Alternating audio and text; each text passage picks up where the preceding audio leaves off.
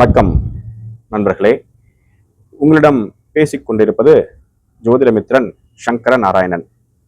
சுகஜீவியாக வாழக்கூடிய ஜாதக அமைப்பு, அதை பத்தி தான் இந்த பதிவுல நம்ம பார்க்க போறோம்.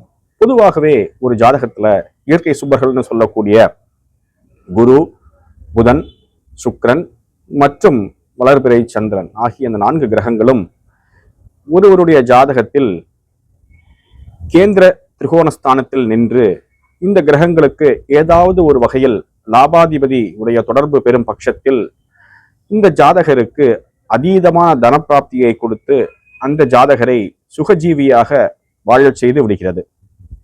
இந்த அமைப்புல குரு, சுக்கிரன், புதன் மற்றும் சந்திரனுக்கு பாப கிரகங்களுடைய சம்பந்தம் இல்லாமல் இருப்பதும் மாரகாதிபதியுடைய சம்பந்தம் இல்லாமல் இருப்பதும் இந்த யோகத்தை முழுமையாக வலுப்பெறச் செய்து நல்ல தனப்பிராப்தியை கொடுத்துவிடும் என்பது ஜோதிட விதி.